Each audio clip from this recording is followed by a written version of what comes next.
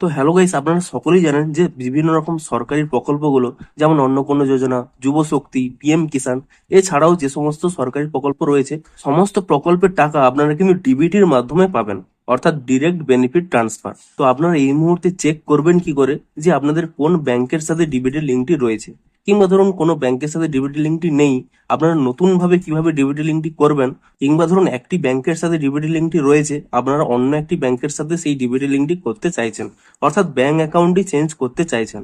তো তা আপনারা কিভাবে করবেন সমস্ত কিছুই জানাবো আজকের এই ভিডিওটিতে। তাই জন্য কিন্তু পুরো ভিডিওটি অবশ্যই দেখতে থাকুন। তো তার আগে ভিডিওটিকে অবশ্যই একটি লাইক করে দিন, এবং এই চ্যানেলে যদি আজই নতুন এসে থাকেন এখনই চ্যানেলটিকে সাবস্ক্রাইব করে রাখুন এরকম নতুন নতুন ভিডিও দেখার জন্য। তো প্রথমে দেখুন আপনারা চেক করবেন কি করে যে আপনাদের কোন ব্যাংক অ্যাকাউন্টের সাথে আপনাদের ডিবিটি লিঙ্কটি রয়েছে।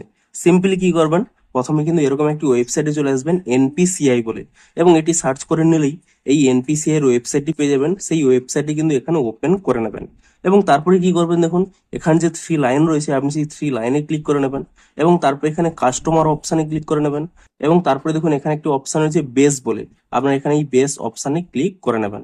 তাহলে কিন্তু এরকম একটি পেজ চলে আসবে। আপনারা কিভাবে চেক করবেন যে কোন ব্যাংকের সাথে ডিবিটি লিঙ্কটি রয়েছে, তার জন্য কি করবেন এখানে এই আধার ম্যাপড স্ট্যাটাস এই অপশানের উপরে কিন্তু এখানে ক্লিক করে নেবেন। তাহলে দেখুন আপনাদের কিন্তু এখানে আধার নাম্বারটি দিতে হবে, এবং এখানে যে ক্যাপচাটি রয়েছে সেই ক্যাপচাটি কিন্তু এখানে দিয়ে দেবেন, এবং তারপরে কি করবেন এখানে চেক স্ট্যাটাস এই অপশানের উপর এখানে ক্লিক করে নেবেন। তাহলে কিন্তু আপনাদের আধার নম্বরের সাথে রেজিস্টার যে মোবাইল নাম্বারটি রয়েছে সেই মোবাইল নাম্বারে কিন্তু একটি ওটিপি চলে যাবে। আপনারা কিন্তু সেই ওটিপিটি এখানে দিয়ে এখানে কিন্তু কনফার্ম অপশানে ক্লিক করে নেবেন, এবং তাহলেই দেখুন এখানে আপনারা চেক করতে পারবেন। দেখুন এখানে যদি এই এনাবেলড ফর ডিবিটি এটি শো করে, তাহলে বুঝে যাবেন যে আপনাদের কিন্তু ডিবিটি অ্যাক্টিভ রয়েছে, এবং সেটি কোন ব্যাংকের সাথে রয়েছে দেখুন নিচেই লেখা রয়েছে ব্যাংক নেম, এখানে দেখুন পাঞ্জাব ন্যাশনাল ব্যাংক। তো আপনাদের যে ব্যাংকের সাথে লিঙ্ক থাকবে সেই ব্যাংকের নামটি কিন্তু এখানে শো করবে। তো এভাবে আপনারা চেক করতে পারবেন যে আপনাদের কোন ব্যাংক অ্যাকাউন্টের সাথে ডিবিটি লিঙ্কটি রয়েছে। এবারে ধরুন আপনাদের এখানে ডিজাবেল ফর ডিবিটি শো করছে, কিংবা এমন একটি ব্যাংক অ্যাকাউন্ট শো করছে আপনারা চাইছেন যে সেই ব্যাংক অ্যাকাউন্টটি চেঞ্জ করে অন্য একটি ব্যাংক অ্যাকাউন্টে ডিবিটি ট্রান্সফার করতে চাইছেন। তার জন্য কি করবেন দেখুন আবার কিন্তু আপনারা এখানে হোম অপশন এখানে ক্লিক করে নেবেন, এবং তারপরে দেখুন এখানে একটি অপশন রয়েছে আধার সিডিং অর ডিসিডিং, আপনারা কিন্তু এখানে এই অপশনের উপরে ক্লিক করে নেবেন। তারপর এখানে কনফার্ম অপশনে ক্লিক করে নেবেন। তারপরে কি করবেন দেখুন এখানে এন্টার ইউর আধার, আপনারা কি করবেন এখানে কিন্তু আধার নাম্বারটি দিয়ে দেবেন, এবং তারপরে রিকোয়েস্ট ফর আধার এখানে কিন্তু সিডিং অপশনটি সিলেক্ট করবেন।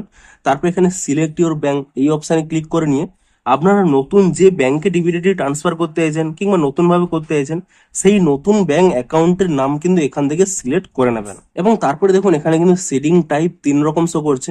ধরুন আপনাদের ডিবিটি আগে থেকে কিন্তু ডিসেবল ছিল, কোনো ব্যাংক অ্যাকাউন্টের সাথে কিন্তু এনাবেল ছিল না, তাহলে আপনারা কি করবেন এখানে কিন্তু ফ্রেশ সিডিং এই অপশনটি সিলেক্ট করবেন, অর্থাৎ নতুন করে যদি সিডিং করতে চান।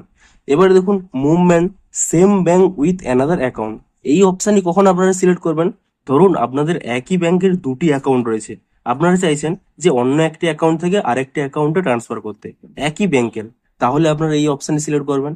এবারে দেখুন movement from one bank to another bank, ধরুন আপনাদের অন্য একটি ব্যাংকে ডিবিটি লিঙ্ক ছিল এবং আপনারা চাইছেন অন্য একটি ব্যাংকে ট্রান্সফার করতে, ধরুন পিএনবি থেকে স্টেট ব্যাংক কিংবা স্টেট ব্যাংক থেকে পিএনবি এরকম করতে চাইছেন, তাহলে কিন্তু আপনারা এখানে লাস্ট অপশনটি সিলেক্ট করবেন। তারপরে কি করবেন এখানে নিচের দিকে স্ক্রল করে নেবেন, এখানে অ্যাকাউন্ট নাম্বার চাইছে, আপনারা যে নতুন ব্যাংকে এটি লিঙ্ক করতে চাইছেন সেই নতুন ব্যাংকের অ্যাকাউন্ট নাম্বারটি কিন্তু এখানে দিয়ে দেবেন। সেই নাম্বারটি পুনরায় কনফার্ম করার জন্য আরো একবার কিন্তু এখানে দিয়ে দেবেন, এবং তারপর এখানে যে চেক বক্স রয়েছে এই চেক বক্সে ক্লিক করে নেবেন। তারপর নিচের দিকে স্ক্রল করে নেবেন, এখানে দেখুন একটি কিন্তু ক্যাপচা রয়েছে, সেই ক্যাপচাটি কিন্তু আপনারা এখানে দিয়ে দেবেন, এবং তারপরে সমস্ত কিছু এখানে ফিল আপ করে দেওয়ার পরে আপনারা কিন্তু এখানে এই সাবমিট অপশানে কিন্তু এখানে ক্লিক করে নেবেন।